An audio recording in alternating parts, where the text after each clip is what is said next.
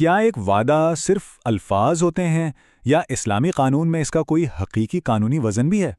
دیکھیں، عام طور پر ہم سب وعدے کو ایک اخلاقی ذمہ داری ہی سمجھتے ہیں، ہے نا؟ لیکن اسلامی فقہ میں یہ معاملہ اس سے کہیں زیادہ گہرا اور سچ پوچھیں تو پیچیدہ ہے۔ چلیں اس کو ایک بالکل سیدھے سادے سوال سے سمجھتے ہیں۔ فرض کریں کوئی شخص کسی کو کوئی چیز بیچنے کا وعدہ کر لیتا ہے، تو کیا اب وہ قانونی طور پر اس وعدے کو نبھانے کا پابند ہے؟ یہی وہ سوال ہے جو آج کی اس ساری گفتگو کا مرکز ہے۔ اچھا، اس سوال کا جواب ڈھونڈنے سے پہلے ہمیں 3 بہت اہم اصطلاحات کو سمجھنا پڑے گا۔ اسلامی قانون میں یہ تینوں بہت کلیدی ہیں: وعدہ، معاہدہ اور عقد۔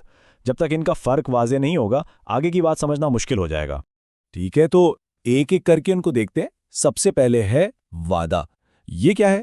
یہ ہے یک طرفہ وعدہ، یعنی صرف ایک شخص دوسرے سے کوئی کام کرنے کا کہہ رہا ہے۔ پھر آتا ہے معاہدہ۔ یہ ہے 2 طرفہ معاملہ، مطلب دونوں پارٹیاں ایک دوسرے سے وعدہ کر رہی ہیں۔ اور آخر میں ہے عقد۔ یہ تو سیدھا سیدھا ایک باقاعدہ مکمل کانٹریکٹ ہے جو دونوں پر قانونی طور پر لازم ہوتا ہے۔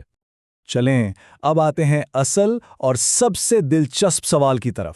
صدیوں سے اسلامی اسکالرز کے درمیان یہ بحث چل رہی ہے کہ یہ جو یک طرفہ وعدہ ہے، یعنی وعدہ، کیا اسے قانون کے ذریعے نافذ بھی کروایا جا سکتا ہے یا یہ بس ایک اخلاقی بات ہے؟ اور یہ ساری بحث ایک بنیادی سوال کے ارد گرد گھومتی ہے۔ کیا وعدہ نبھانا صرف ایک اخلاقی فرض ہے، مطلب اچھی بات ہے، کر لینا چاہیے، یا یہ ایک قانونی ذمہ داری بھی ہے جسے پورا نہ کرنے پر عدالت لے جایا جا سکتا ہے؟ یہیں سے سارا فرق شروع ہوتا ہے۔ اس معاملے میں ہمیں 2 بڑے کلاسک نقطہ نظر ملتے ہیں۔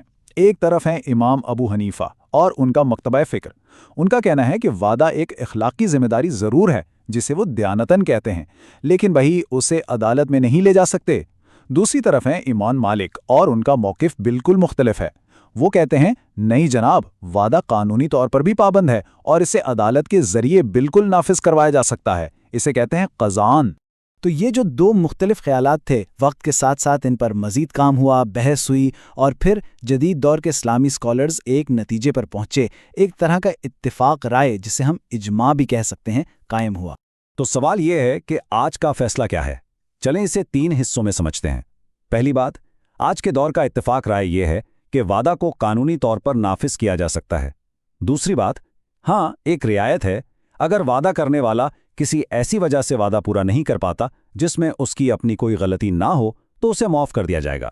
لیکن تیسری بات، اور یہ سب سے اہم ہے، اگر وعدہ پورا نہ کرنے کی وجہ وعدہ کرنے والے کی اپنی غفلت ہے یا اس نے جان بوجھ کر ایسا کیا ہے، تو پھر اسے دوسرے فریق کو جو اصل نقصان ہوا ہے اس کا معاوضہ دینا پڑے گا۔ اس کو ایک مثال سے سمجھتے ہیں تو بات بالکل صاف ہو جائے گی۔ سوچیں، الف نے بے سے وعدہ کیا کہ وہ اسے اپنا گھوڑا 10,000 روپے میں بیچے گا، لیکن ابھی مہینہ بھی پورا نہیں ہوا تھا کہ الف نے جان بوجھ کر وہی گھوڑا کسی اور یعنی جیم کو بیچ دیا۔ اب کیا ہوگا؟ اب الف کو بے کو ہونے والے اصل نقصان کا معاوضہ دینا پڑے گا۔ تو دیکھا، یہ صرف اچھی یا بری بات نہیں رہی، یہ باقاعدہ ایک قانونی ذمہ داری بن گئی ہے۔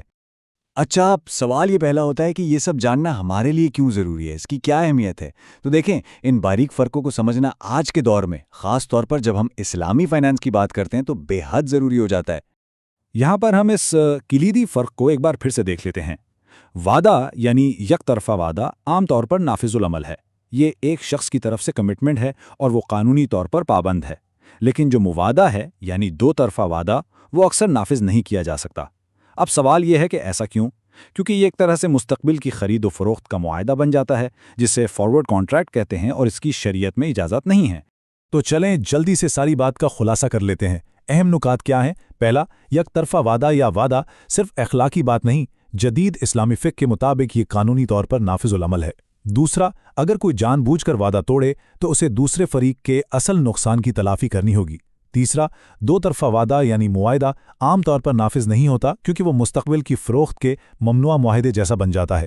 اور آخری بات، یہ فرق آج کل کے اسلامی مالیاتی اداروں اور ان کی پروڈکٹس کے لیے بنیاد کی حیثیت رکھتا ہے۔